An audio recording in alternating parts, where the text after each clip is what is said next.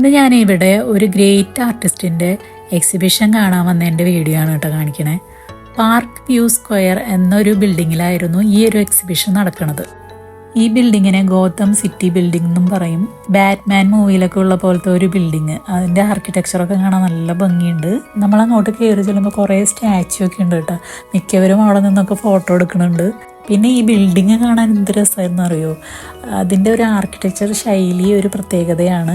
ഞാനതിങ്ങനെ search ചെയ്ത് നോക്കിയിട്ടാണ് ഈ പാർക്ക് വ്യൂ സ്ക്വയറിനെ പറ്റിയിട്ട് പിന്നെ നോക്കി. അപ്പോഴാണ് മനസ്സിലായത് ആർട്ട് ഡെക്കോ ഇൻറ്റീരിയർ ഡിസൈനാണത്. ജോമെട്രിക് ഷേപ്സ് ആയിരിക്കും, ബോൾഡ് കളേഴ്സ്, ലക്ഷറിയസ് മെറ്റീരിയൽസ് ഒക്കെ അങ്ങനെയാണ് ഇതിൽ ഇൻക്ലൂഡ് ചെയ്തേക്കണത് കേട്ടോ.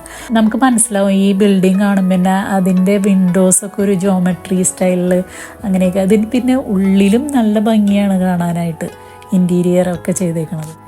ഈ ഒരു എക്സിബിഷൻ ഇവിടെ നടക്കുന്നത് കൊണ്ടാണ് ഇങ്ങനെ ഒരു ബിൽഡിങ് കാണാൻ പറ്റിയത്. അല്ലെങ്കിൽ നമ്മൾ ഇതൊക്കെ തിരഞ്ഞു പിടിച്ചുകൊണ്ട് വരുമൊന്നുമില്ലല്ലോ. ഞാനിവിടെ 1 മണിയുടെ ഷോ ആണ് കേട്ടോ കാണാൻ വന്നത്. അപ്പോൾ അതിന് മുമ്പായിട്ട് ചേട്ടൻ ഇവിടെ എന്നെ കൊണ്ടാക്കിയിട്ട് തിരിച്ചു പോയി.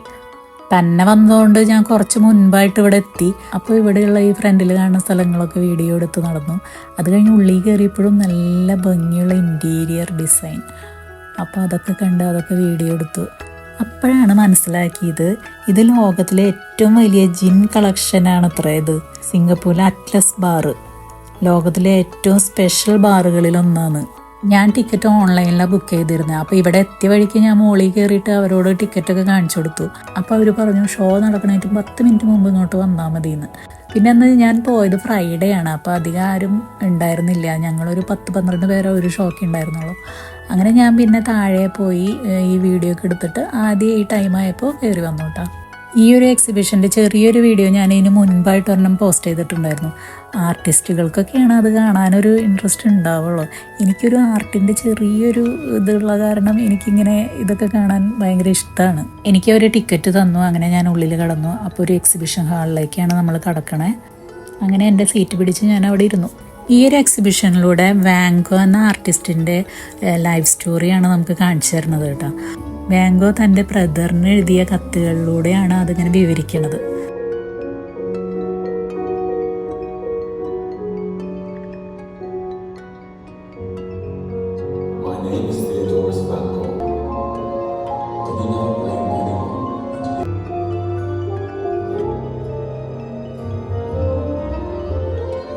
ഈ ഒരു ആർട്ടിസ്റ്റ് 40 വയസ്സിന് മുൻപ് മരിച്ചു. വാൻഗോയുടെ മരണശേഷമാണ് പെയിൻറ്റിങ്സ് എല്ലാം പ്രശസ്തി നേടിയത്. ജീവിച്ചിരുന്നപ്പോൾ ഒരു പെയിൻറ്റിങ് മാത്രമാണ് സെയിലായത് അത്രേ. വാൻഗോനെ ഏറ്റവും മികച്ച ആർട്ടിസ്റ്റായിട്ടാണ് ഇപ്പോൾ പറയണത്.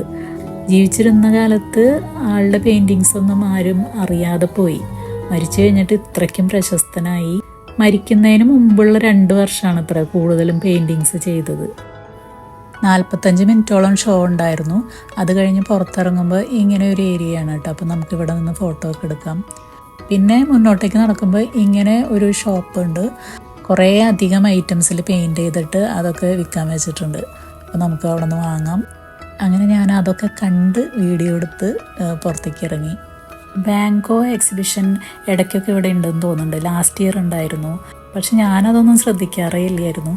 ഇതിനു മുമ്പ് ഒരു പ്രാവശ്യം ഞങ്ങൾ ഫ്ലവർ ഡോമിൽ പോയപ്പോൾ അവിടെ പ്രതീക്ഷിക്കാണ്ട് ക്ലൗഡ് മോണയുടെ ഒരു എക്സിബിഷൻ കണ്ടു. അതെനിക്ക് ഭയങ്കര ഇഷ്ടമായിട്ടാണ്.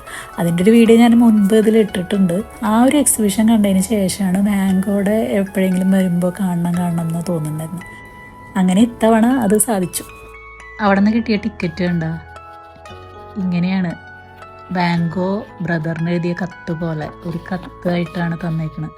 4 ചാപ്റ്ററായിട്ടാണ് നമുക്കിങ്ങനെ ആ ഒരു എക്സിബിഷൻ കാണിക്കണം. അപ്പോൾ അത് എന്തൊക്കെയാണെന്നിങ്ങനെ ടൈറ്റിൽ കൊടുത്തേക്കുക അതിൻ്റെ ഉള്ളിൽ. ഇങ്ങനെ ആ ഒരു ടിക്കറ്റ് പോലും എന്ത് രസമായിട്ടല്ലേ ചെയ്തേക്കണവർ.